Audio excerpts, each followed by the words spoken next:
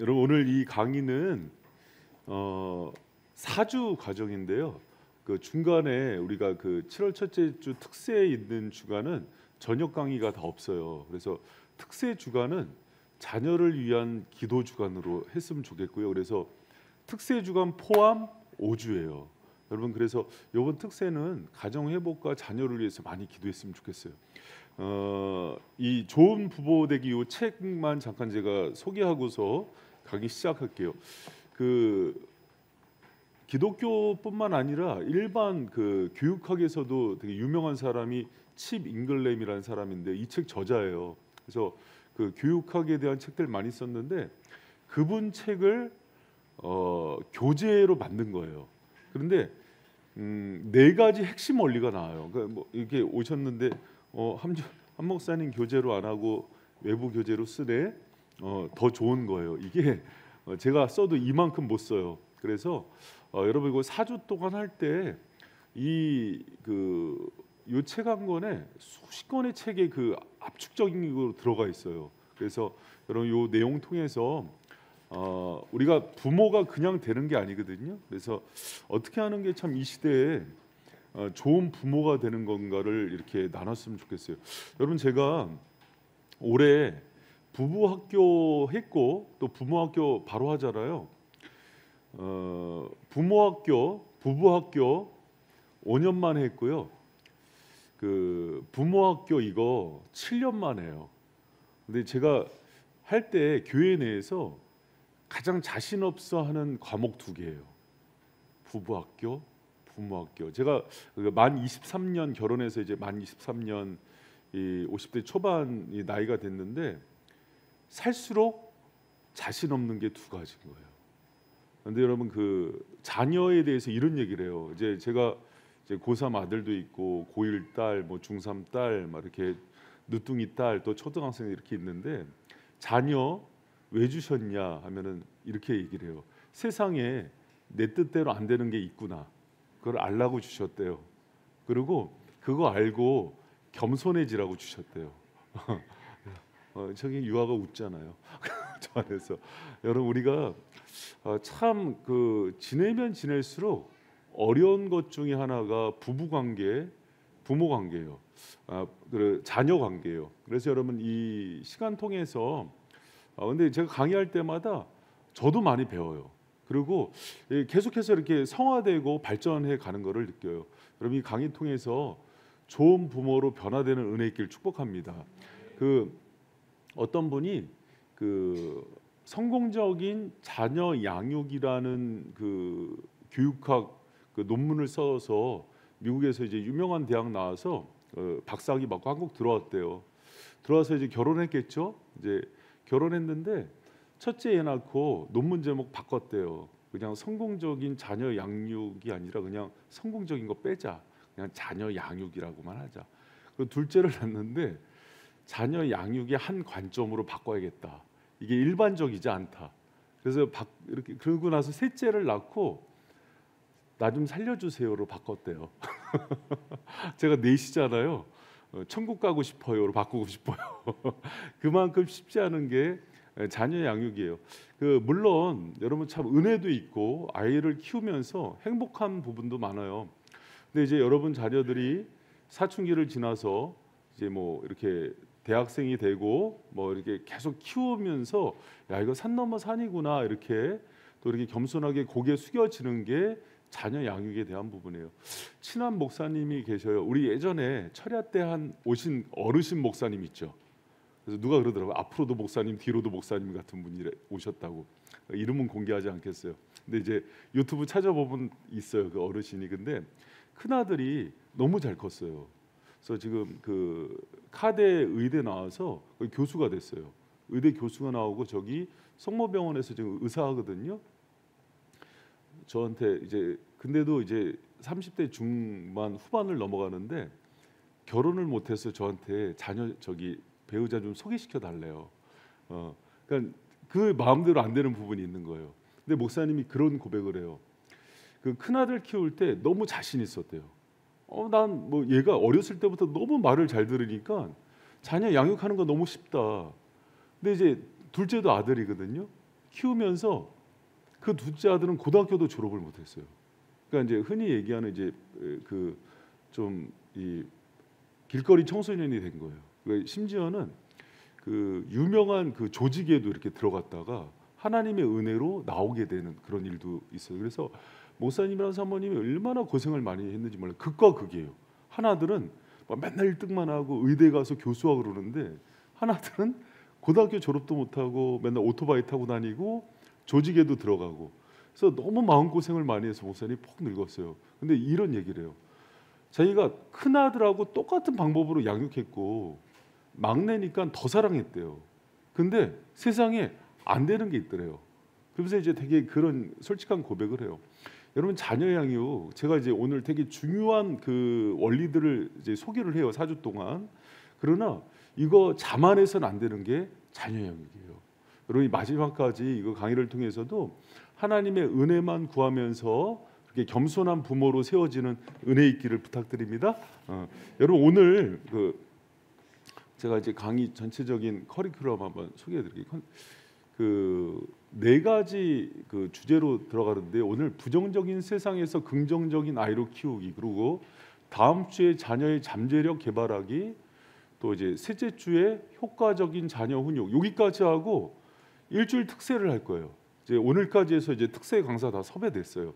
그래서 아주 바이센 그동안 오신 분들 중에서 제일 은혜 있는 분들 또 섭외를 했고, 그러고 나서 한 주는 자녀 위해서 여러분 집중적으로 기도하세요.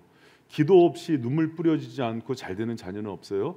그래서 이제 그렇게 하고 나서 마지막 넷째 주에 승리를 위한 5개의 돌 해갖고 이렇게 4주 컬인데, 주제만 봐서는 이렇게 이것만 봐서는 무슨 내용인지 잘 몰라요. 여러분, 오늘 부정적인 세상에서 긍정적인 아이로 키우기는요, 부모의 건강한 부모의 4가지 역할이에요.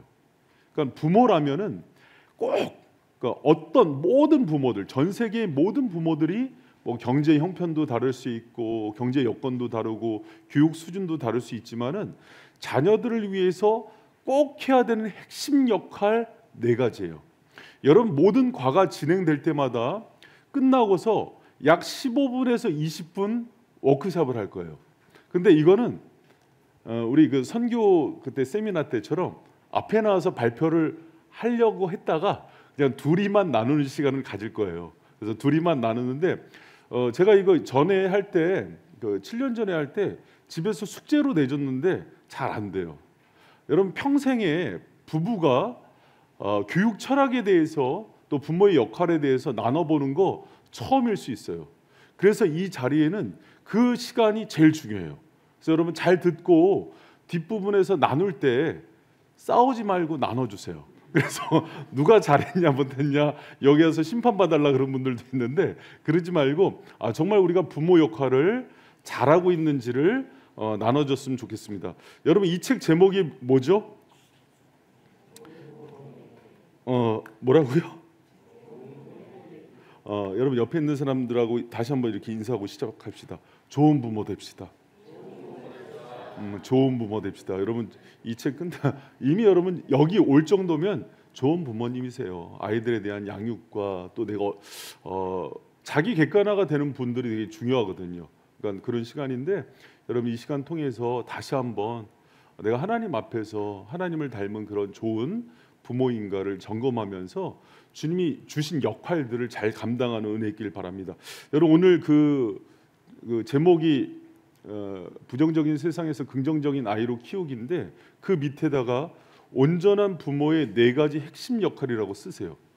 온전한 부모의 4가지 핵심 역할. 그러니까 여러분이 자녀를 양육하면서 요 4가지는 꼭 해야 되는 거예요. 요걸 점검하는데, 요 일과하고 나면은, 첫 번째 시간 하고 나면은 다 부모들이 하는 얘기가 하나도 안 했대요. 그런 얘기들 많이 해요. 그러니까 방향이 틀려지는 거예요. 여러분, 그럼 이렇게 한번 생각해 보세요. 첫 번째가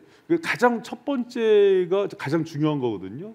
자녀 양육하는데 가장 첫 번째 중요한 게 뭘까? 긍정적인 부모 역할에 첫 번째는요, 긍정적인 자녀 양육은 긍정적이고 분명한 목표를 갖는 데서 시작해요. 뭐에서 시작한다고요? 같이 읽어봐요. 시작. 긍정적인 자녀 양육은 긍정적이고 분명한 목표를 갖는 데서 시작한다.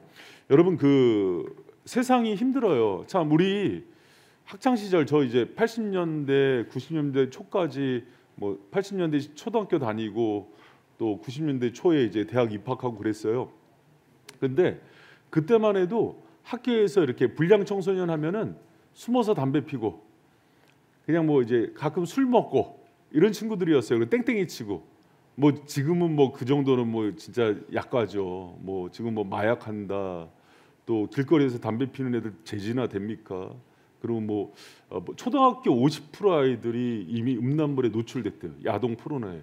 그러니까 이제 그런 시대잖아요. 그리고 뭐 쉽게 강남에서 20분 안에 그 인스타 그 뭐예요 우리 그 텔레그램에다 올리면은 마약 배달이 된다 그러잖아요. 그런 시대에 살아요. 참 어려운 시대에 사는데 그러다 보니까 잘 들어보세요, 여러분.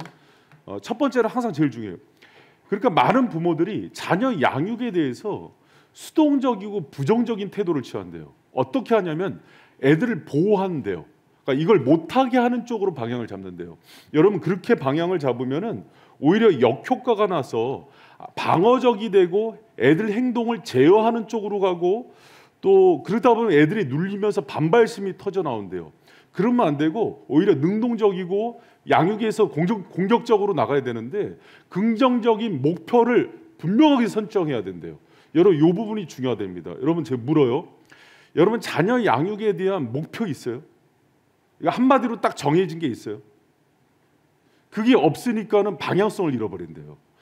크리스찬 부모들도 이제 여기 이제 뭐 애들 출산한 가정들도 있고 이제 어린애들이 있는데 자녀 어떻게 양육할 거예요? 그러면 잘 건강하게 훌륭한 사람으로 이런 양육 목표 말고요. 그러면 방향성을 잃어버린 거예요. 여러분 그 우리 에베소서 6장 4절 말씀 한번 같이 한번 읽어봐요. 시작.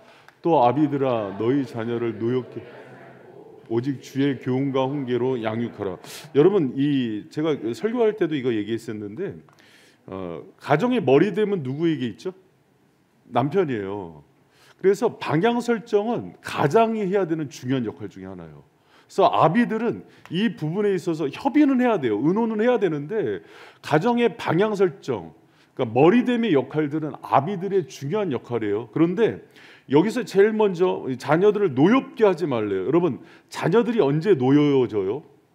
여러분 성장기 때 부모한테 상처받았다 하잖아요. 그럼 이거 이제 골로새서에는 경록히 하지 말라, 마음 상하지 말게 할라 이렇게 나왔는데 언제 마음 상했어요? 비교당할 때, 그렇죠. 지나친 권위로 누를 때, 또 부모가 또 지나치게 기대할 때. 그러니까 옛날 그랬죠. 장남들 장녀들한테 너만 보고 산다 엄마 아빠랑은 끝났어. 너만 믿고 살아. 그리고 너 서울대 가야 돼. 막 지나친 기대, 간섭, 막 이런 것 때문에 힘들지 않았어요. 또 과잉 보호, 또 부모가 과장하거나 위선자일 때 자녀들이 상처를 많이 받아요. 그리고 분풀이, 감정의 쓰레기통으로 삼기도 하죠. 특히 이제 그 딸내미들, 맏딸들은 엄마한테 막 그런 거 상처 많이 받는데 그때 격분하고 분노해요.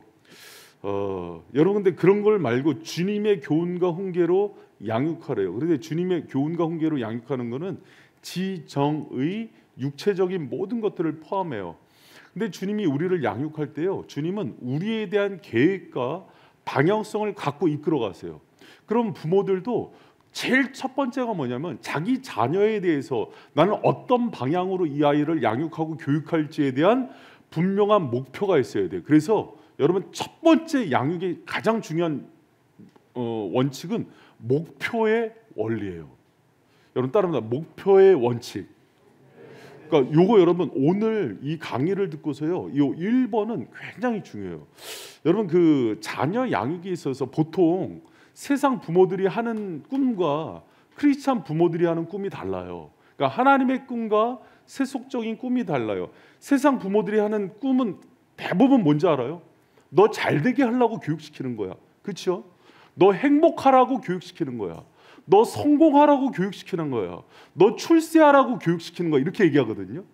그러면 크리스찬 부모들의 꿈은 뭐가 돼야 될까요? 여러분 이거 들었는데 나 지금까지 그렇게 가르쳤는데 여러분 바뀌어야 돼요 오늘. 여러분 봐요. 자녀들 행복하라고 가르쳤어요. 근데 행복하라고 뭐 어렸을 때부터 기러기 아빠 하면서 조기 유아, 기러기 아빠 20만 시대예요. 그럼 그 아이 행복해져요? 나는 기러기 아빠 된 가정 행복한 거 못 봤거든요. 목표가 여러분 잘못되면 애들 불행해져요. 애한테 어떻게든 좋은 대학 가면 행복해져 했더니 스카이캐슬 되잖아요. 마지막 총 쏘고 죽는다며. 우리가 그 인생 그 수레바퀴에 살아요. 여러분 하버드대에서 동양 가장 많은 입학생들이 한국 학생이래요. 하버드대에서. 근데 가장 많이 재적 담는 사람이 한국 학생이래요. 왜 그런지 알아요? 부모들이 뭐라고 가르치냐면 우리 한국 부모들이 옛날부터 좋은 대학 가면 잘 되는 거야. 그러니까 좋은 대학 들어가니까 목표를 상실해요. 그러니까 거기서부터 무너지기 시작, 정신이 무너진다고요. 그러니까 그렇게 가르치면 안 돼요. 여러분 우리가 대부분 크리스찬이라 그러면서도 세속적으로 가르쳐요. 여러분 그 일반인들도요, 의식이 높은 사람들은 사회 기여와 공헌을 가르치지 너 잘 되라는 쪽으로는 안 가르쳐요. 그건 굉장히 저급한 문화예요. 무슨 말인지 아시겠죠? 그러니까 출세해라, 너 성공해라, 널 잘 되게 하는 거다, 너 행복하라고 하는 거다. 다 세속적인 방식이에요. 그럼 여러분 우리는 괜찮아요. 지금 회개하고 돌이키면 돼요. 여러분 그럼 하나님의 꿈은 뭘까요? 걷다 쓰세요. 하나님의 꿈은 거룩함이에요. 구별됨이에요. 이 땅 가운데서 하나님의 자녀처럼 키우는 거예요. 할렐루야. 여러분 세상에 물들지 않고 하나님의 말씀대로 하나님의 방식대로 키우겠다는 거예요. 여러분 우리 로마서 8장 29절 말씀 같이 한번 읽어봐요. 시작. 하나님이 미리 아신 자들을 또한 그 아들의 형상을 본받게 하기 위하여 미리 정하셨으니. 아멘. 자, 여기 보면 그 아들의 형상이 뭐예요? 예수님이에요. 예수님의 형상을 본받기 위해서 미리 정하셨대죠. 그럼 거룩함은 뭐냐면 예수님을 닮는 거예요. 제가 중학교를 미션 스쿨을 나왔어요. 의정부에 있는 그 경민 중학교를 나왔는데 학교 표가 예수를 닮자예요. 그게 교육의 힘이에요. 3년 동안 그거 맨날 외치니까 되게 중요하더라고요, 저한테. 근데 그게 교육 철학이 되게 중요한 부분이더라고요. 그렇게 열심히 공부시켜서 예수 닮은 성품과 인격의 아이로 만드는 거예요. 겸손한 성품, 온유한 마음, 예수를 닮은 이타적인 마음, 세상을 품는 그 마음, 용납과 희생의 그 정신을 가르치는 거예요. 그리고 자신을 절제할 수 있는 힘, 또 세상을 품을 수 있는 그 마음을 가르치는 거예요. 여러분 예수 닮은 자녀로 키우시길 바랍니다. 여러분 그 교육학을 공부하는 사람들이, 교육학은 통계학이래요. 그러니까 뭐 이순신 장군, 세종대왕, 뭐 유명한 뭐 헬렌 켈러 이런 사람들 데이터를 모아서 이런 사람들이 어떻게 해서 이렇게 훌륭했는지를 해갖고 샘플로 만들어서 그 롤 모델을 따라가게 만든대요. 근데 우리는 뭐 그런 데이터를 할 필요가 있어요. 예수가 온전하신 분이잖아요. 할렐루야. 그러면 우리의 거룩함은 뭐냐? 세상과 구별된 거예요. 여러분 뭐 나폴레옹처럼 키울 거예요? 아니죠. 뭐 세상에 나는 이순신 장군처럼 키울 거야. 난 뭐 대통령이 될 거야. 이거 아니잖아요. 여러분 우리의 거룩함의 기준은 누구다? 예수님이에요. 그러니까 이 목표가 아는 것 같지만 실천하는 사람은 없어요. 그럼 여러분 예수님이 명문대에 연연했어요? 부자 되는 거에 연연했냔 말이에요. 아니라니까요. 근데 우리는 다 너 잘 되라는 거야 하면서 주님이 가르쳐준 방식으로 키우지 않고 세속적 가치로 애를 키워서 불행하게 만든다니까요. 하나님이 부모라면 그분이 시키는 대로 키웠어야 되는데. 할렐루야. 여러분 애들 행복하게 만들지 말라는 게 아니에요. 근데 행복의 방식이 세상적 기준을 찾는 걸 문제를 삼는 거예요. 그러니까 세상에서 얘기하는 고지론, 성공지상주의, 출세주의, 이것들을 경계하라는 거예요. 여러분 주님이 나를 지배하고 나를 임재하고 나를 동행하고 이렇게 다스리면은 때로는 광야도 오아시스가 되죠. 고난과 어려움 속에서도 행복을 느끼죠. 그렇지 않아요? 그러나 아방궁에서 살아도 예수님 없으면 외롭죠. 가족관계 다 깨져 있죠. 그럼 거기가 행복하지 않죠. 아닌가 보다. 여러분이 인생관이 지금 정립이 안 되니까는 교육관 1번이 통과가 안 돼. 여러분 그래서 첫 번째는요, 목표의 원칙은 목표가 분명해야 되는데 거룩함이에요. 그래서 여러분 기독교 교육학의 모든 책들의 첫 번 목표는요, 구별된 것 거룩함이에요. 그리고 그 구별됨의 원리는 예수님을 닮고 그분의 인격과 그분의 삶을 닮은 아이로 키우는 것들이 여러분한테 가장 첫 번째 양육 원리가 되기를 부탁드립니다. 여러분 이 목표가 분명하잖아요. 주일날 뭐 시켜야 되는지 알아요. 예. 너 조금 성적 떨어져도 너 예수님 닮고 네 인격 교양, 네가 예배를 드리는 자리에 먼저 가야지. 이렇게 자신 있게 얘기할 수 있어요. 그런데 목표를 잃어버리면 부모들이 우왕좌왕해요. 야, 대학 가서 그렇게 해. 대학 가서 신앙생활하고 기도 그때 가서 해도 늦지 않아. 이렇게 바뀌어요.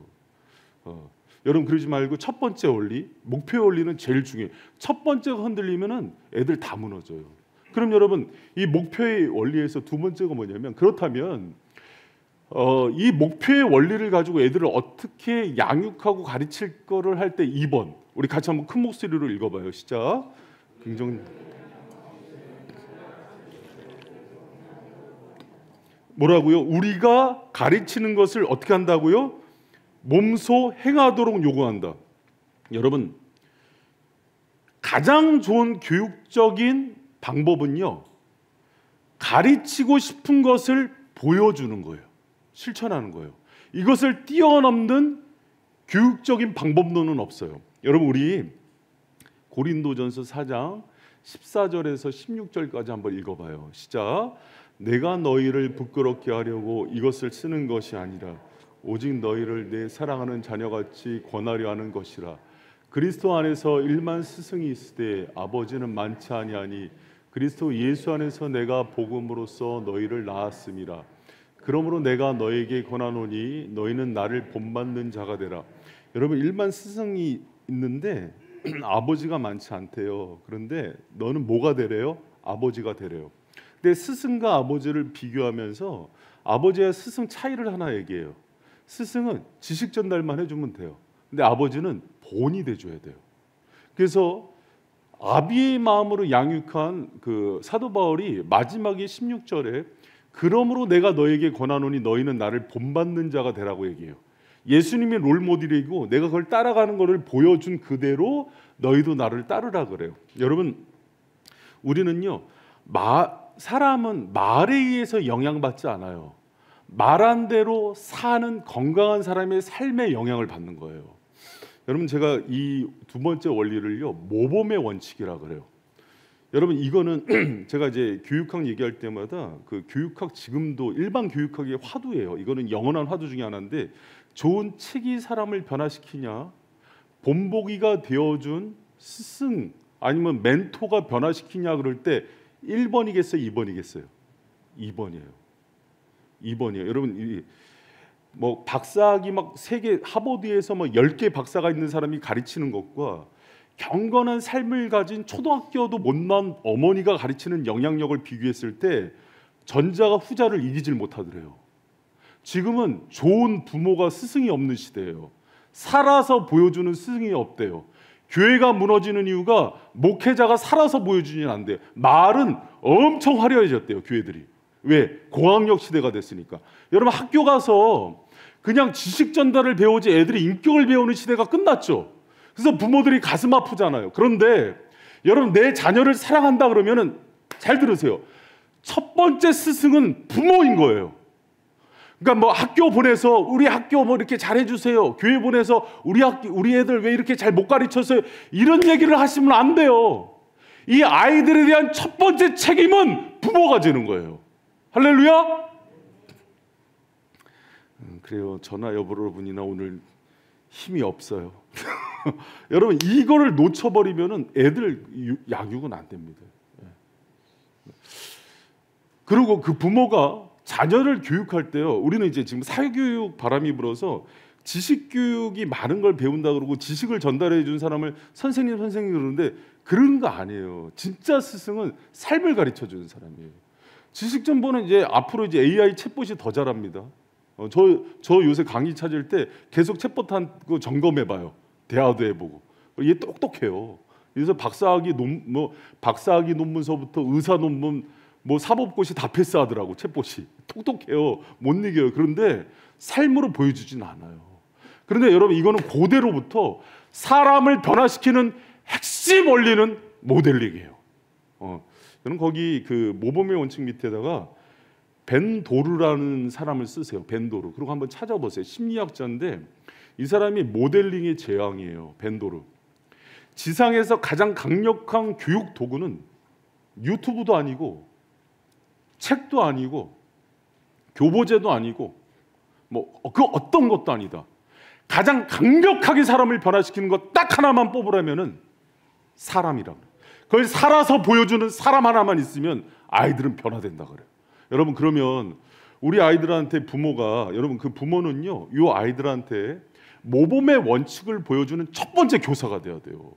근데 지금은 막 남 탓을 너무 많이 해. 학교 선생님 탓이다, 뭐 학원 선생님 탓이다. 그 책임 전가예요. 그렇게 애들이 잘 되는 법이 없어요. 지금 나에게 맡겨준 아이들을 놓고 부모는 내가 이 아이들한테 살아서 보여주는 첫 번째 교사라고요. 할렐루야? 아멘 좀 세게 하세요. 할렐루야. 왜 아멘 소리가 안 나오냐면 자신이 없는 거예요. 저도 자신 없다니까요. 내 놈을 키우는데 나도 힘들어요. 밖에서 에너지 쏟고 들어가면 저녁에 쓰러지고 싶어, 소파에. 근데 불꽃 같은 눈으로 아빠를 쳐다보고 있어. 어떡하나 저 인간이. 그래, 애들한테 살아서 보여준다는 게 여러분 얼마나 힘든지 알아요? 그냥 옛날 아버지는 유교문화 권위주의는요, 곰방대 딱 피고 소파에서 명령하달책이었어요. 그러니까 이제 애들이 그 집에서 이제 엄마 아빠 놀이를 했대요. 가위바위보 했는데 이긴 애가 내가 아빠 한다 그랬더니 안 해 하고 다 떠나더래요. 너 우리 뭐 이것저것 시키려고 그런 거잖아. 리모컨 갖고 와, 뭐 갖고 와 시키려고 그런 거 안 해 그러더래요. 애들한테 인식이 아빠는 그런 모습으로 비춰진 거예요. 모델링 효과에서 실패한 거죠. 그럼 우리가 자녀들을 가장 잘 양육하는 거는요, 뭐 좋은 대학 간다, 교제한다 이게 아니라, 만약에 첫 번째 목표가 뭐였어요? 교육이 거룩한 자녀로 키운다. 자, 첫 번째 교육의 목표가 뭐라고요? 여러분 외우세요. 이거는 내 얘기가 아니에요. 지금 제가 제 교재를 썼다면 여러분한테 제가 막 검증 가야 정도 할 건데, 이 모든 교육학자의 그 이론이에요. 첫 번째, 여러분 교육학, 우리 기독교 교육의 첫 번째는 거룩한 자녀로 키우는 거예요. 그 모델은 누구? 이수진 장군이에요? 헬렌 켈러야? 누구예요? 예수님 닮은 자. 할렐루야? 그러려고 여러분 왔죠? 여러분도 그분 따라가는 거죠. 예수를 바라보고 그분을 닮는 게 목표죠. 제자훈련 왜 해요? 말씀 왜 들어요? 신앙생활 왜 열심히 하냔 말이에요. 그분의 삶을 본받으려고 그러죠. 오늘따라 아멘이 잘 안 나오네. 여러분 여기서 아멘 안 나오면 여러분 가짜예요. 우리가 말씀 듣는 이유는 그분만큼 살으려고 그러는 거예요. 가정에서도 신앙생활 열심히 했는데 아내가 더 악독해져. 그래서 신앙생활을 잘못하고 있는 거라니까요. 예수님 닮아가야죠. 그러면 예수님 닮게 하는데 가장 좋은 교재는 뭐라고요? 모범의 원칙이 있잖아요. 뭐라고요? 모범의, 여러분 살아서 보여주는 거라니까요. 살아서. 제가 이제 기독교에서 괜히 불교 얘기해서 죄송한데, 불교에서 왜 이판사판 얘기하잖아요. 사판승, 행정승, 이판승 고승이에요. 도를 가르치는 승들인데, 이판승들은 여러분 말로 안 한대요. 그러니까 기호 언어가 있고 수행 언어가 있어요. 기호 언어는 글을 잘 쓰는 사람들이에요. 수행 언어는요, 성철처럼 16년 동안 면보 보고 있는 사람들이에요. 그리고 탁발성으로 해갖고 그냥 그 원효처럼 그냥 해골바가지 물 먹으면서 깨달음, 각을 이루는 사람들이에요. 기독교에 지금 수행승들이 없대요. 제가 불교랑 비교해서 죄송해요. 그러니까 뭐냐면 삶으로 살아서 보여주는 언어가 가장 파괴력이 있어요. 그러니까 사도 바울의 언어를 보면은 그는 물론 말씀도 잘 전해야 돼요. 근데 사도 바울이 말이 유능했어요? 아니면 졸했어요? 말하기 싫어요? 사도 바울이 말을 잘했어요? 못했어요? 근데 왜 이렇게 영향력이 강해요? 자신을 던지면서 산 사람이에요. 기독교는 살아서 보여주는 거예요. 그래서 예수님이 우리 사랑한다고 십자가에서 보여주는 거예요. 할렐루야? 여러분 모범의 원칙. 여러분 이런 부모가 없대요. 지금 다 욜로족들이야. 부모가 전부 자기 인생 찾아 자녀 놓고. 예전에는요, 이혼하면은 서로 이 양육권 소송 때문에 싸웠어요. 지금은 서로 데려가라고 싸워. 이런 시대. 그러니 애들이 방황하는 거예요. 여러분 살아서 애들한테 삶으로 보여주는 부모들 되시기를 축원합니다. 여러분 부모 역할 좀 정리하고 갑시다. 자녀를 양육하는데 가장 첫 번째 중요한 역할이 뭐라고요? 부모가 뭐 해줘야 된다고? 첫 번째 목표가 분명해야 돼요. 목표 이따가 끝나고 워크숍 15분 줄 때 그거 할 거예요. 그럼 점검해봐요.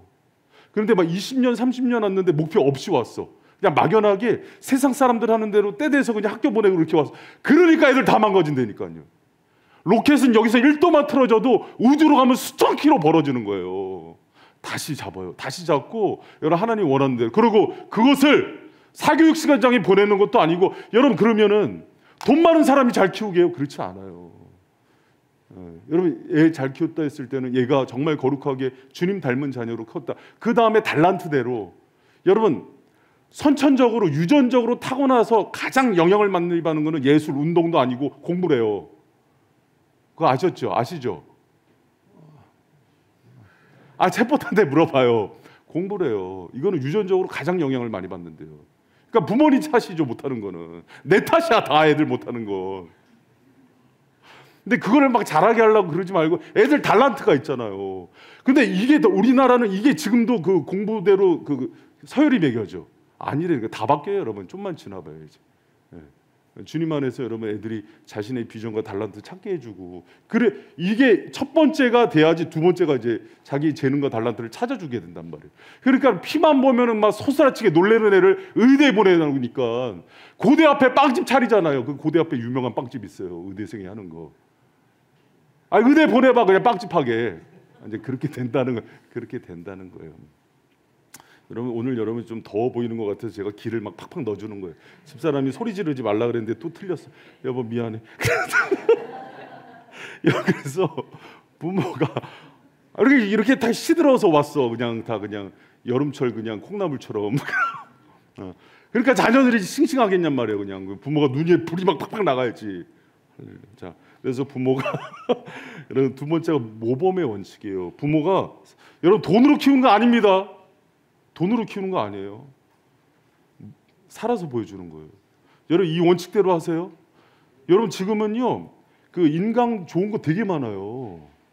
애들 제가 공성군 목사님 우리 여기 청교도 개혁교회 목사님 애 넷이에요. 거기도 애 넷인데 애들 뭐 다 학원 진짜 하나도 안 보냈어요. 돈 없어서. 지금도 우리 교회보다 빨리 개척했는데 교회 등록을 못했어. 교회 등록하려면 세례교회 15명이 돼야 되거든요. 뇌종양 수술 2번 하느라고 목사님도 용기 내요. 그분 뇌종양 수술 2번 했는데도 하나님이 쓰시니까 애가 2명이 서울대야. 학원 하나도 안 보내고 전부 하나고. 그러니까 목사님 나는 한 거 없어요. 맨날 그러지. 근데 그 목사님이 삶이요 굉장히 예수님 같아요. 그러니까 어렸을 때부터 애들이 아빠 보면서 옆에서 공부하면서 큰 애들이에요. 학원이 키우냔 말이야. 그러니까 여러분 우리가 이 시대의 교육 방식을 넘어가는 여러분 되시길 축복합니다. 아멘. 여러분 그럼 한번 이거 한번 생각해 볼 거가 있어요. 우리 아이들이 지금 다른 데서 걸리는 게 아니라 학교 교육 무너졌다, 뭐 나 돈 없어서 사교육 못 시킨다 이것 때문에 무너지는 게 아니라 부모의 삶이 애들을 가르칠 수 있는 능력이 없어서 무너진다면 한번 잠깐 생각해 봤어요. 내가 지금 끊어내야 되는 거, 애들 앞에서 부정적인 영향을 미치고 있는 거 있지 않아요? 그거 돌이키고 가면 애들 변화된다니까요. 여러분 제가요 부끄러운 얘기인데 제가 저 담배도 펴봤어요. 군대 가서 20대 때. 근데 담배 필 때요 왜 피게 됐는지 알아요? 우리 아버지가 어렸을 때 방에서 항상 이렇게 담배를 피셨어요. 근데 어렸을 때 그게 학습이 되니까 언제 한번 저거 펴보고 싶더라고요. 근데 군대 갔는데 담배 일발 장전할 때 그 생각이 나는 거예요. 발사하는데 크게 외쳤어요. 발사! 그리고 그냥 얼른 한 대 펴봤는데 그렇게 달콤하더라고요. 이게 왜 어디서 배웠겠어요? 집에서 배웠어요. 좋은 것도 배웠어요. 우리 아버지는 평생 6시에 기상하셨어요. 6시에 기상하시고 운동하시고 갔다 오시면은 냉수 마찰을 하셨어요. 그러니까 초등학생인데 나 냉수 마찰 시켰어요. 초등학생인데 산에서 야호 10번 시키고 그리고 책을 많이 읽으셨어요. 어렸을 때부터 독서를 독서하는 걸 어렸을 때 훈련시킨 거예요. 누가 가르쳤어요? 부모가. 저 어렸을 때 어머니가 시어머니한테 매맞으면서 새벽기도 가셨어요. 그래서 저는 새벽기도는 목숨이에요 저한테. 그러니까 목회하면서 새벽기도 하지 마 그러면은 죽으란 얘기예요. 아니 그 정도는 아니에요. 무슨 얘기인지 알아요? 본대로 배워요. 그게 뼛속 깊이 남아 있어요. 되게 중요한 얘기들이에요, 여러분. 근데 여러분 한번 보세요. 내가 혹시 아이들 앞에서 계속 그런 안 좋은 모습을 보이고 있지 않나? 내가 아내한테 남편한테 말이 좀 안 좋아. 막 욕도 하고 막 그래. 근데 어느 날 자녀가 내 욕을 따라하네. 막 십장생아, 막 짜장면아, 막 개고기야, 막 그러네. 너 이거 어디서 배웠어? 얘가 나중에 얘기해줘요. 엄마한테 배웠다고, 아빠한테. 모델링이라니까요, 여러분. 여러분 한번 생각해 보자는 거예요. 이게 넘어가기 전에, 두 번째 원리 넘어가기 전에, 내가 하나님 앞에서 이거 하기 전에 이거 꼭 멈춰야 되는 것들, 오늘 이거 들으라고 보낸 거 있지 않나? 여러분, 알코올 중독인 가정에서 알코올 중독자가 30%나 높게 나오는 거 알죠? 왜 그럴까요? 모델링이라니까요. 어렸을 때부터 아내 때리는 가족에서 본 애들은요, 가정폭력 또 연속되는 거 알죠? 모델링이라니까. 아무리 서울대 나와도 소용없다는 거 아시죠? 그거 본대로 안 되니까요. 가장 강력한 언어라니까요. 그러니까 지금 한번 애들 잘하라고 하지 마시고, 여러분, 원래 문제 아가 있는 게 아니라 문제 부모가 있는 거예요. 내가 하나님 앞에서 지금 오늘 말씀을 들으면서 내 자녀를 맡겼는데 네가 못하고 있다고 그 음성을 듣고 돌이켜야 되는 거예요. 여러분 그거 아시죠? 야구광이나 뭐 바둑광이나 뭐 예를 들면 도박광이나 뭐 주식광이나, 만약에 부모가 그러면은 자녀들도 광이 나올 확률이 높아요. 그러니까 지금 끊어내셔야 돼요. 그러면 4주 동안 다 끊어내고 나가시라는 거예요. 그러고 나서 자녀 앞에 쓰면은요, 그게 이제 인격 거울이라 그래. 그냥 자녀들이 변화돼요. 여러분 굉장히 영적인 존재들입니다. 자녀들. 혈기 많은 가정의 자녀들이 혈기 많은 거 알죠? 제 그 후배 목사가 하나 있는데, 그 아버지가 대단하세요. 목사님인데 그냥 소리도 막 나보다 소리 더 질러, 그분은 막 그러면서 막. 근데 이 얘가 눌려 있다가 지가 담임 목회를 하는데 똑같이 혈기가 나와요. 어디서 배웠나 했더니 거기서 배웠어.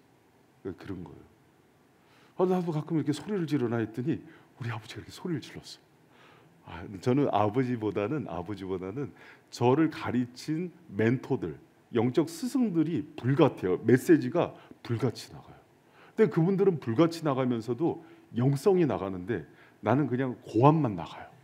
이게 차이는 있는데 이제 그런 차이가 있어요. 그래서 여러분 생각해 보세요. 한번 내가 지금 하나님 앞에서 내 삶의 아이들을 위해서, 내가 아이들을 위해서요, 여러분 위해서는 아니, 부모는 자기를 생각하는 사람이 아니에요. 나한테 맡겨진 그 아이를 놓고 생각하는 사람이에요. 아이를, 내가 어느 날 그 애가, 그 시연이가 손가락이 잘려갖고 신경이 근처에서 누워 있는데 내가 이 애 대신, 그 의사가 그랬어요. 이 손가락 마비될 수 있다고, 카타칼로 잘려서. 근데 내가 저 손가락 대신할 수 있겠더라고요. 부모는 그래야 되잖아요. 그럼 여러분 한번 생각해 보세요. 내가 지금 이걸 바꿔야지 애가 바뀌는데, 그러면 여러분이 뭘 바꾸느냐가 중요한 거라는 거예요. 살아서 보여준다며. 모델링이 가장 강력한 교육수단이라며. 지식교육은 애들을 변화시키지 못한다며. 머리만 변화시키는 거예요. 그럼 여러분 잠깐 눈 감으세요. 생각해 보세요. 그리고 이따가 그 부부끼리 얘기할 때는요, 부부끼리 얘기를 해주는 시간도 있어요. 당신 이거 고쳐야 된다.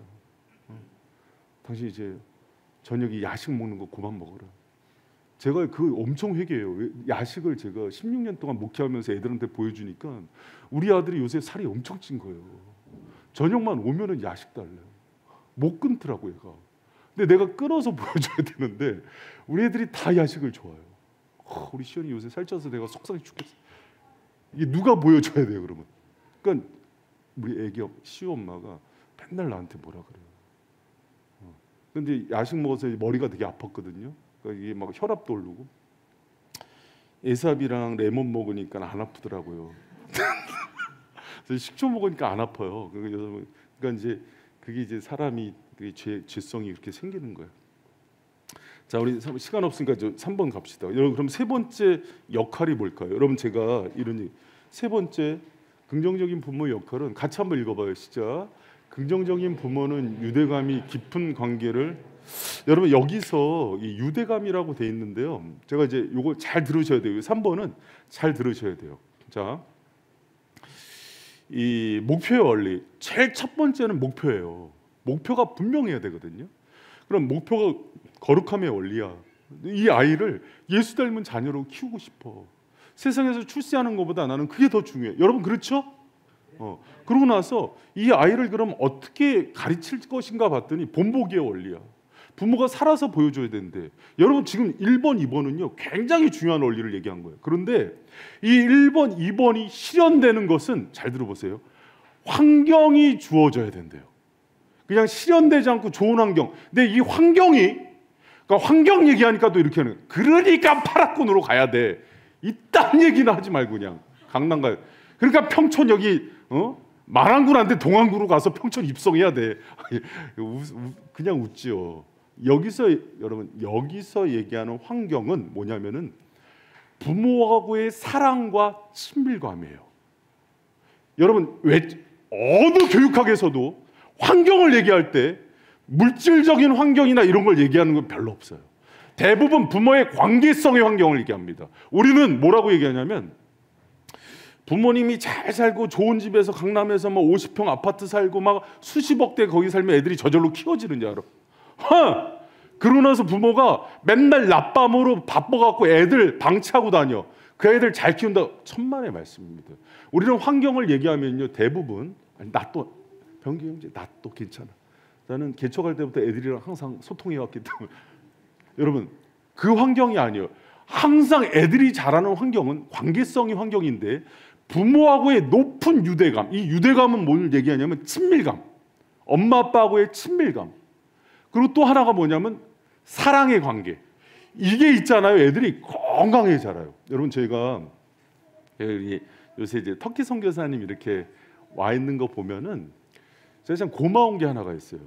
터키 선교사님 그 터키에서 선교할 때 너무 어려웠어요. 여러분 우리 선교사님처럼 선교 잘하는 분들 보면은 지금도 그 산호세 교회라고 미국의 큰 교회 있어요. 그런 데나 워싱턴 장로교회라고 5천 명 되는 교회에서 재파송 해준다고, 재파송 그런 교회에서 해주면 한 달에 300에서 350을 줘요. 그러면서 사역 지원을 엄청 해주거든요. 근데 우리 교회 뭐 많이 줘야 달랑 100만 원이지. 근데 그게 차이가 뭐냐면, 그러면 국제학교로 애들 보낼 수 있어요. 애들 냈다 다 현지인 학교 보냈어. 가면 애들한테, 이슬람권 애들한테 핍박받으면서. 그러니까 제일 걱정하는 게, 그렇게 갔을 때 선교사 자녀들이 망가진다고요. 근데 제가 들어왔을 때 정말 눈물 흘렸어요. 애들이 너무 잘 큰 거야. 환경 좋았어요? 아니라니까. 그 추워갖고 집 안에 텐트 치고 살았어요. 성경금 많이 해. 그런데 거기서 어떻게 살았냐면, 보면은 엄마 아빠하고 그 사이가 너무 좋아. 지금도 생일이 기쁘면 아빠랑 허그를 해. 너무 부러웠어. 나가 아빠 나가 막 그러는데 그러지. 아니 허가하는 딸도 있어요. 맨날 업어달라 그런 딸도 있어. 근데 막 나가라 그런 딸도 있고 그래. 넷이니까 재밌어 나도.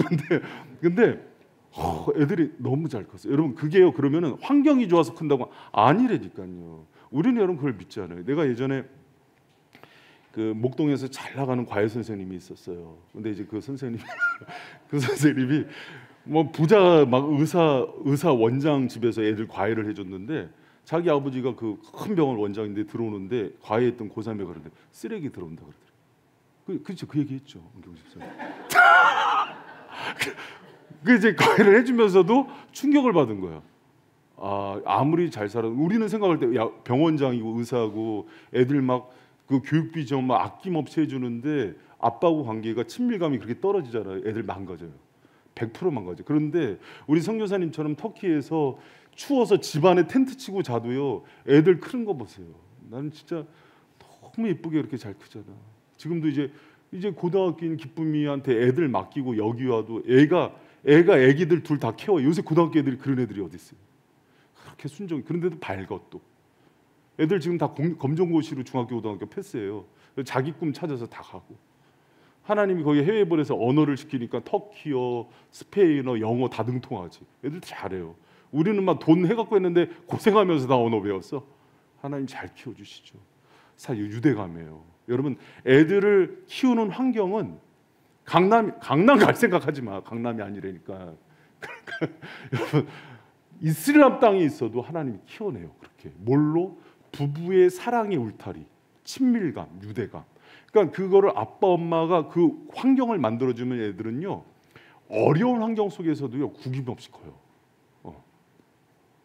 여러분 그런 환경 아이들한테 만들어 주시길 부탁드립니다. 여러분 그럼 이 유대감에 대해서 어머니와 같이 하래요. 그러니까 이제 어머니와 아버지에 대해서 얘기하는데 여러분 봐요. 데살로니가전서 2장 7절 8절 같이 한번 크게 한번 읽어봐요. 시작. 우리는 그리스도의 사도로서 마땅히 권위를 주려 유순한 자 유모가 자기 자녀를 기름같이 했으니 하나님의 복음뿐 아니라 우리의 목숨까지 너희가 우리 사랑하는 자 됨이라. 여러분 이게 이제 어머니 모성애를 얘기해요. 바울도 성도들에게 갈 때 그러니까 양육의 원리 가운데는 부성애적 원리가 있고 모성애적 원리가 있어요. 그런데 유모가 자기 자녀를 기름과 같이 목숨까지도 아끼지 않았다 그러잖아요. 여러분 부모가 자녀를 양육할 때 사랑은요 가장 예수님의 십자가의 사랑을 많이 닮았대요. 많이. 옛날에 어떤 산에 딱 올라갔는데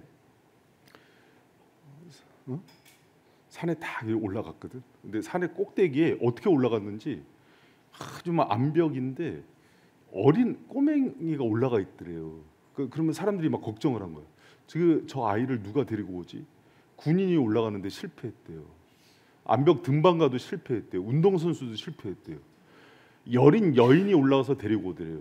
그 여인의 애 엄마더래요. 여러분 엄마의 희생이란 게 그런 힘이 있어요. 그러니까 우리가 아이들을 양육한다 그럴 때 그러니까 아이들에 대한 그 유대감, 사랑은 희생을 항상 전제로 하고 있어요. 희생 없는 관계가 어디 있어요? 근데 그 희생이 가장 많이 보여주는 게 부성애도 아니에요, 모성애예요.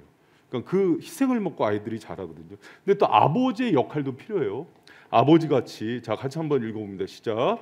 너희도 아는 바와 같이 우리가 너희 각 사람에게 아버지가 자기 자녀에게 하듯 권면하고 위로하고 경계하노니 이는 너희를 부르사 자기 나라와 영광에 이르게 하시는 하나님께 합당히 행하게 하려 함이라. 여기 권면 위로 경계에 동그라미 치세요. 그러니까 아버지가 하는 역할들인데 권면은 애를 응원해 주는 거예요. 아들 잘하고 있어 화이팅. 못했는데도 응원해 주는 거예요 아버지가. 그리고 위로하는 거예요. 여러분 하나님의 사람이 되도록 권면해주고 도전해주고 이렇게 위로해주는 거예요. 넘어지면 다시 일어나게 하고. 경계는 한계를 정하고 기준을 얘기해주는 거예요. 그러니까 엄마는 항상 끌어안는 그 모성애가 발달하는데 아버지는 이건 안 돼 하고 예스 노를 분명히 얘기해주는 거예요. 어느 날 우리 딸이 저녁에 늦게 들어온 거예요. 근데 보니까 친구들 만나서 늦게 들어왔는데 들어왔을 때 여러분 요새 사춘기 애들 오냐 그렇게 키우면 안 돼요. 그러니까 기준은 얘기해 줘야 돼요. 그러니까 애들한테 이렇게 늦게 들어오면 안 돼 이런 기준을 얘기해 줘야 돼요. 어느 날 보니까 또 이제 이게 약간 좀 이성 교제를 하는 것 같아. 그래서 제가 이제 보니까는 지금 너무 빨라. 그래서 이제 단호하게 안 돼 이러지 않고 사귀고 싶으면은 걔한테 아빠를 찾아서 허락받으라 그래라. 그랬더니 끝났어요 그냥.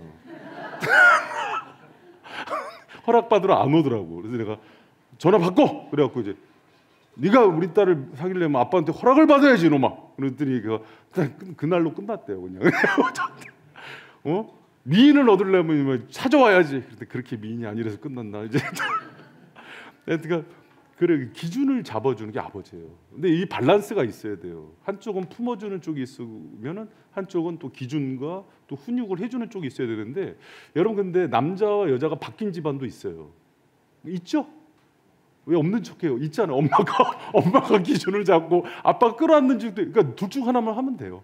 그러니까 여러분 이제 그런 역할들이 있는데 이 관계의 원칙에 중요한 게 있습니다. 부모와 자녀의 관계가 깊을수록 자녀는 부모의 가치와 믿음을 더 많이 받아들여요. 여러분 부모가 믿으라 그러는데 예수님 잘 믿어야 돼 그러는데 애착관계 형성이 안 되면 자녀들이 튀겨져 나가요.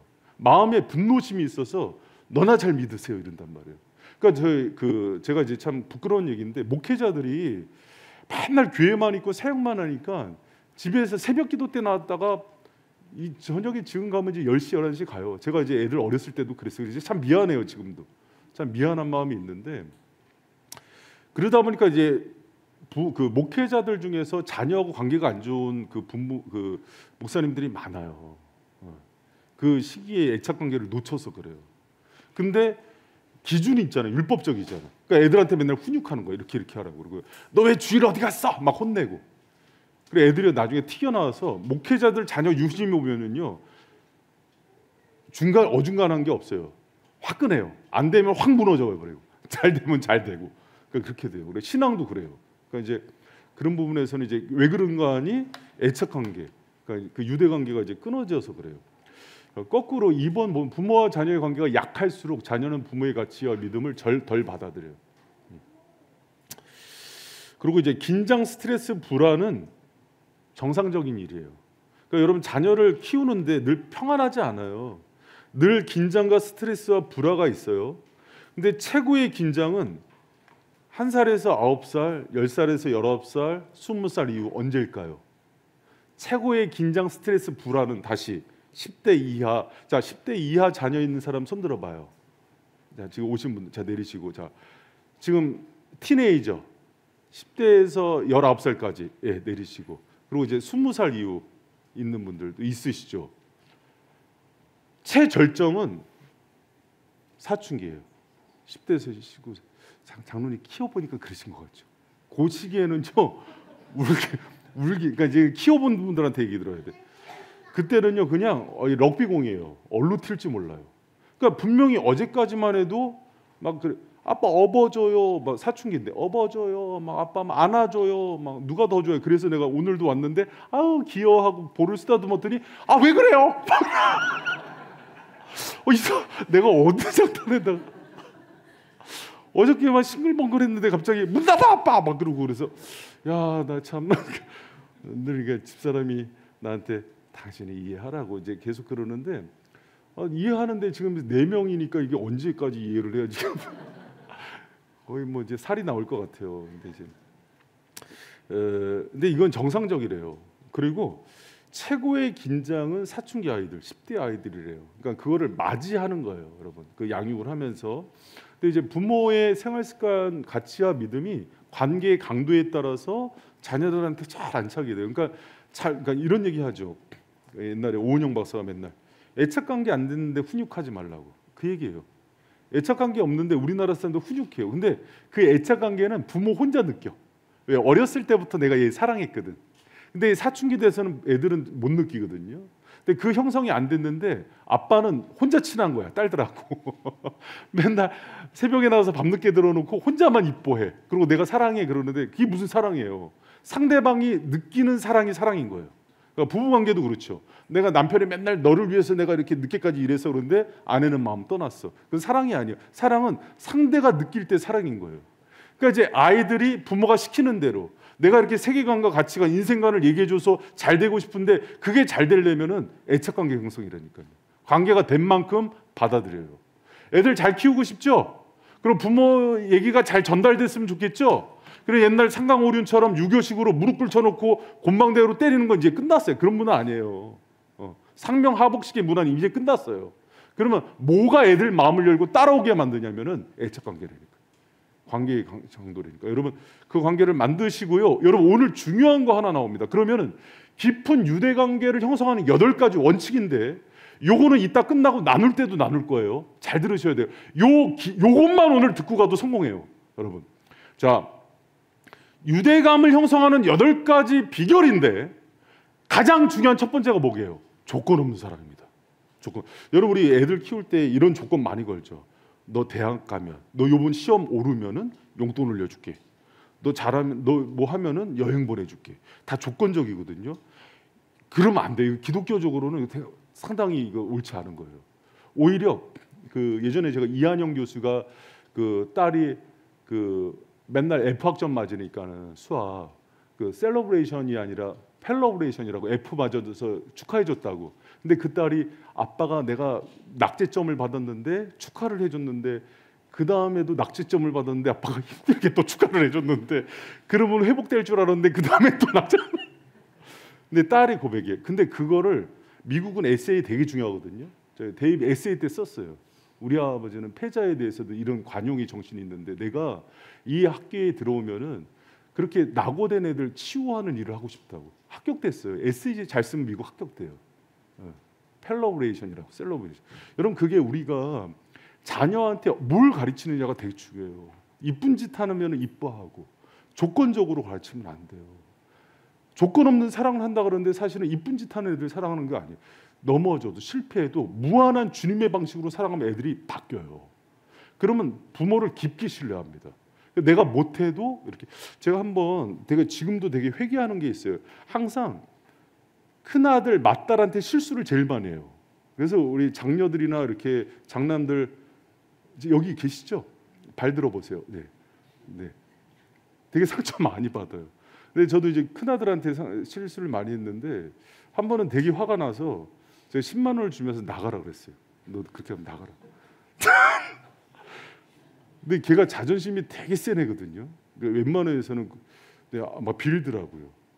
근데 나중에 기도하는데 하나님이 되게 책망했어요. 저를. 내가 너를 사랑한 방식은 그게 아닌데 내가 사랑하는 아들을 왜 그렇게 고압적으로 하느냐. 나중에 제가 되게 미안하다 그래서 그리고 제가 자전거 타다가 한 번은 그 아들 다리 부러뜨린 적이 있거든요.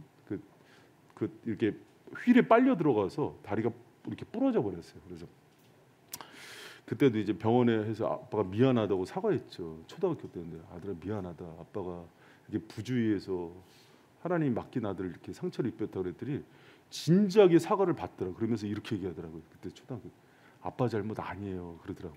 근데 내가 그때 울었잖아. 내가 그때 울면서 둘이 찍은 사진 있는데 근데 여러분 근데 그게요 애들을 회복시켜요. 그러니까 우리가 그걸 잘 못해요. 근데 이제 왜 내가 어떤 부분들을 많이 회개했냐면 대부분 보면은 어떤 조건을 걸고 너 이렇게 잘하면 아빠가 너 이렇게 보상해 줄게 이런 원리가 아니라 힘들고 이렇게 그렇게 하면 잘할 것 같아요. 마음에 용돈 올려줄게 막 이런 거. 그러니까 물론 이제 어떤 부분에서는 보상을 줘야 되는데 기본 정신은 조건 없는 사랑이에요. 무한히 흘려보내야 돼요. 그러면은 애들이요 되게 인격이 건강해져요. 실패해도요 자존감 되게 높아져요.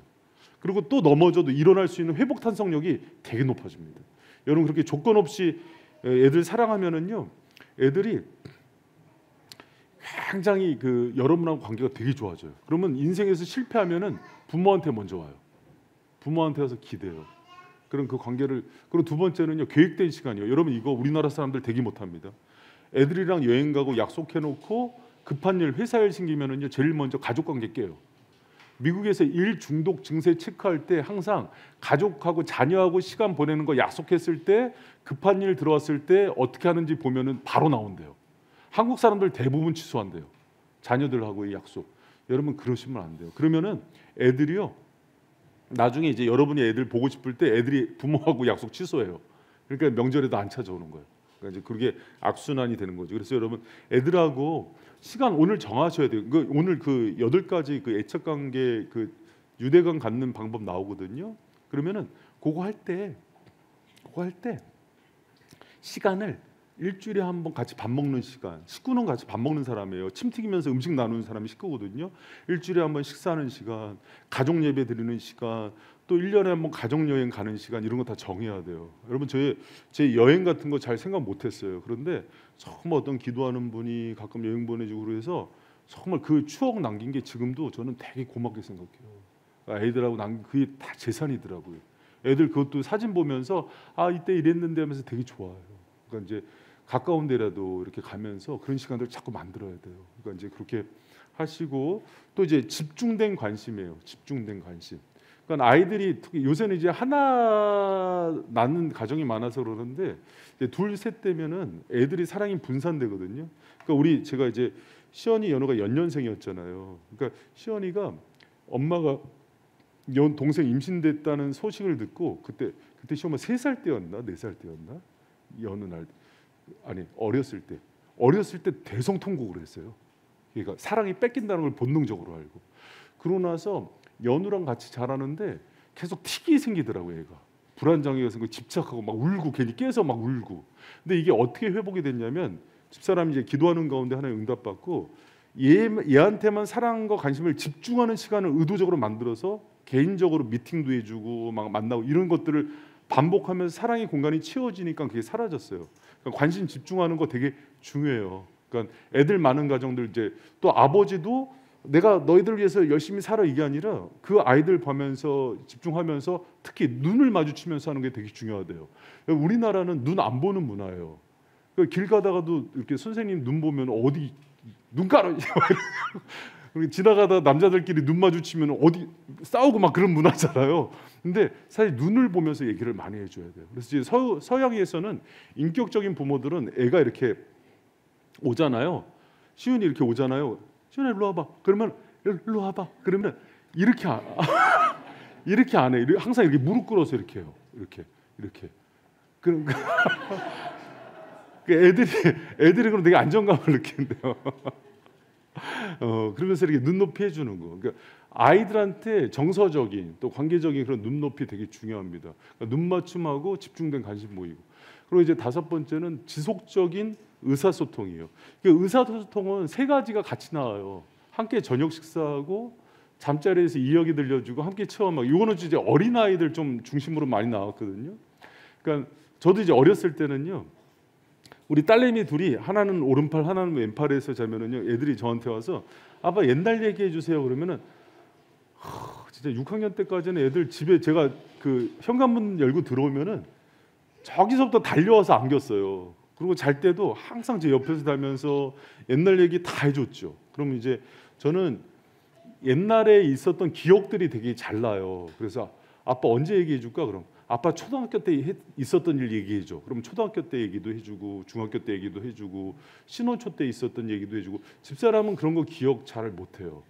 집사람은 미래만 보고 살아서 이제 잘 못하면 애들이 저한테 물어보면은 저는 이제 신혼 때 엄마 어땠는지 다 얘기해 주면은 아 내가 그랬어? 막 그러면서 이제 묻고 그래요. 장점인 것 같아요. 하나도 기억을 못해요. 애들한테 이렇게 얘기하면서 했던 게 애들한테 지금도 되게 이제 정서적으로 많이 남아 있어요. 그러니까 책도 많이 읽어주는데 요새 우리 막내 보면 되게 미안해요. 요새는 막내 놓고 같이 유튜브 봐요. 막내랑. 근데 그 되게 이제 안 좋은 거라서 집사람이 잔소리 하는데 막내랑 이제 먹방 보고 그래요.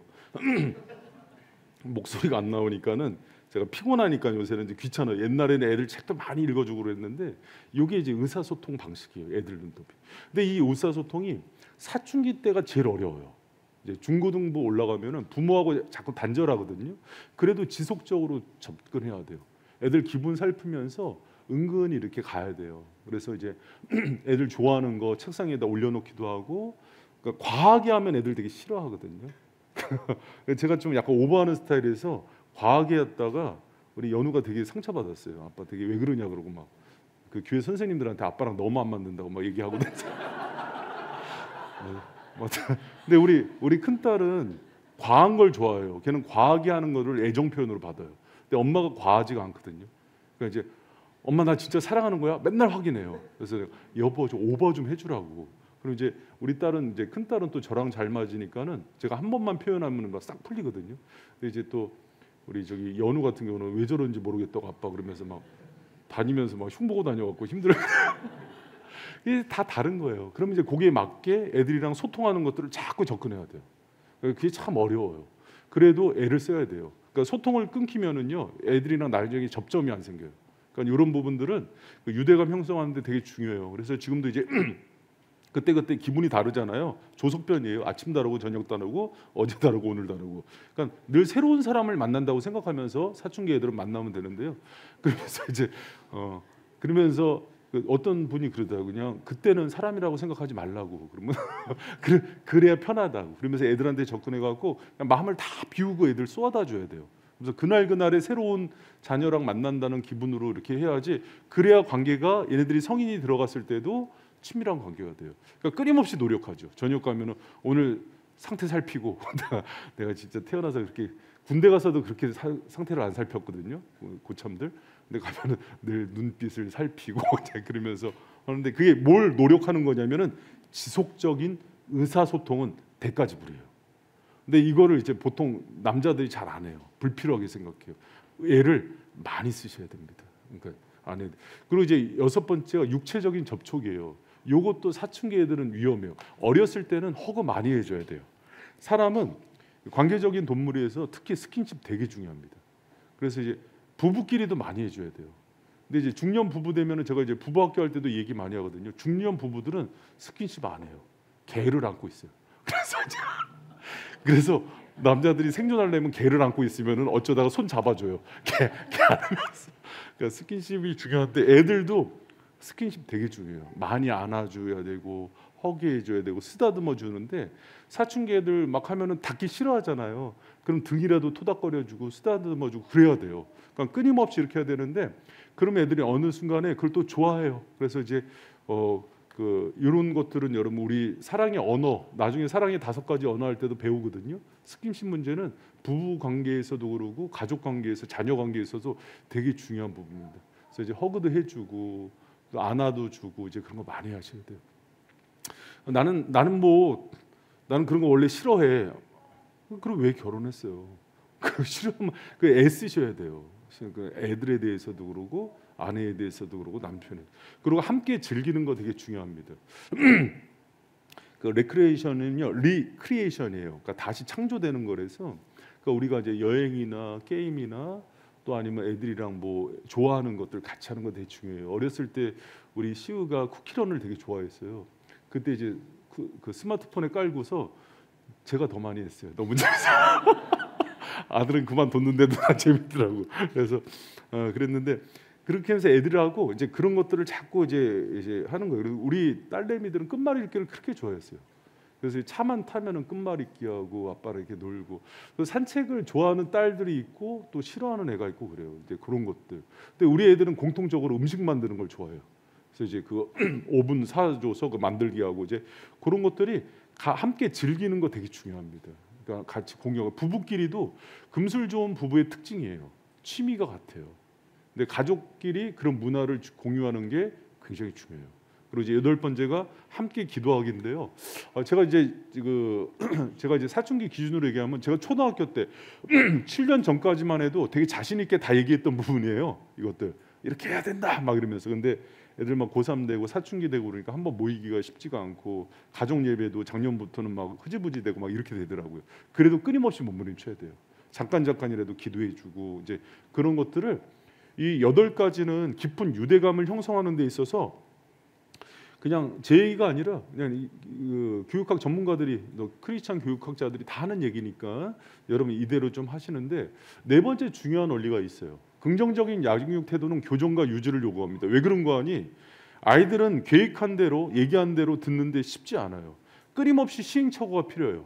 그래서 우리가 아이들을 이렇게 얘기한다고 한 번 한다고 듣지 않아요. 우리도 그렇잖아요. 여러분 우리가 신앙훈련 하는데 새벽기도 중요하고 말씀 읽는 거 중요하고 예배 중요하다는 거 알지만 그렇게 잘 안 지켜지잖아요. 애들은 더 그래요. 그래서 오래 기다리면서 애들에 대해서 교정하고 다시 그것을 유지시키는 데 애를 써셔야 됩니다. 그런데 한 가지 더 중요한 게 있어요.